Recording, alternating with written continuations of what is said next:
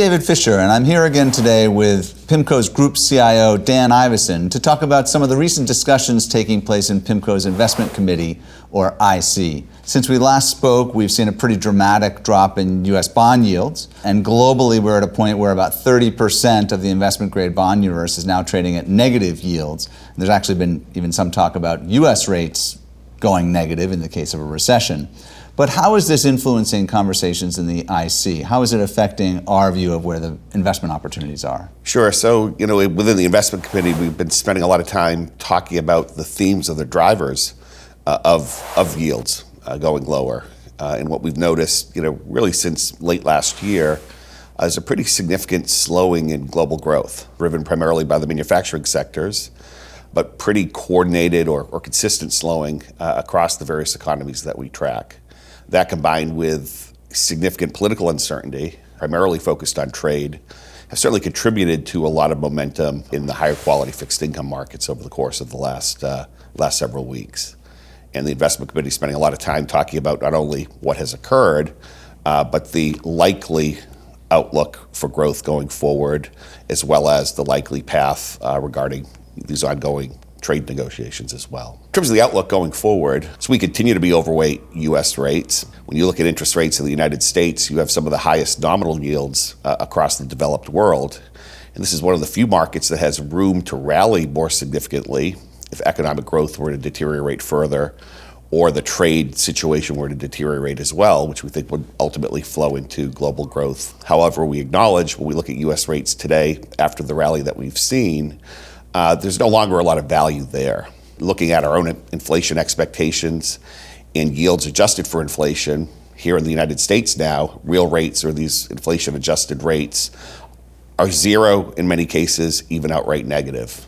In much of the rest of the developed world, outright rates are negative. Although with that said, there's a lot of momentum in these markets. There's a lot of fear out there in these markets. So these yields, although getting expensive under more traditional metrics, certainly could get more expensive over the course of the next several weeks, especially if we see continued economic weakness.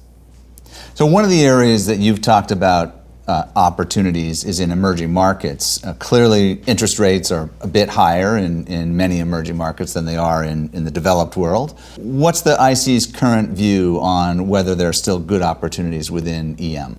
So I'd categorize our current view on EM as cautiously optimistic. The emerging markets have been volatile of late. Emerging markets will be very sensitive to further deterioration in trade negotiations, or an uptick in trade wars globally would not be friendly events for emerging markets. But we think in the context of a global and a diversified portfolio, there's still going to be select opportunities in emerging markets. As long as you stay diversified and you look at them in the higher risk bucket of the particular portfolio that you're focusing on. Okay, so a selective approach to taking risk in emerging markets. Where else is the IC finding opportunities? Where are the highest conviction ideas globally? Conceptually, what we're looking to do is find attractive spread. We're looking for ways to pick up incremental return in some of their higher quality, more defensive segments of markets. Two areas that I'll note that have lagged in terms of performance over the course of the last several weeks.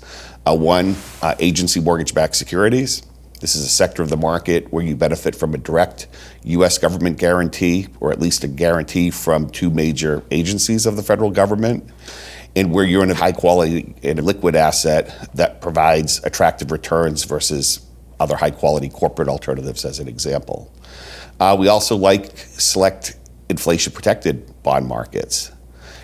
Although our base case is for inflation to remain relatively low, when you look at the break-even inflation rates currently embedded in the pricing of these instruments, these securities increasingly offer value as well. So one last question. Given the volatility in markets and all of the headlines, has this changed the way the IC approaches investing? It really hasn't, David. We, for many, many years at PIMCO, try to take a longer-term approach to constructing portfolios. What we try to really do is get together, think sufficiently long-term in nature, think about the world, with a few, key top-down constructs when making decisions, and most importantly, be patient. You will not catch every rally. You'll make some good local decisions, some poor decisions from time to time, but we always feel it's important to stick to a longer-term game plan. You also need to be respectful of the pretty significant uncertainty that we operate in as market participants today. I know our secular forums where we get together, once a year to talk about themes impacting markets for 3 to 5 years or even longer, have talked about these rude awakenings or these types of disruptions that we'll need to get used to. So we can't be complacent from a risk management perspective. What we're really trying to do is protect downside as primarily fixed income investors, be very, very prudent in portfolio structure, be good liquidity managers. And if we do this well with a long-term focus, we can react and add value during these bouts of market illiquidity. And it's that same structure, that same philosophy that's worked pretty well over the long run on behalf of investors, and we're still sticking to that general approach. Great. Well, thanks for your time today, Dan, and thanks to you all for joining us.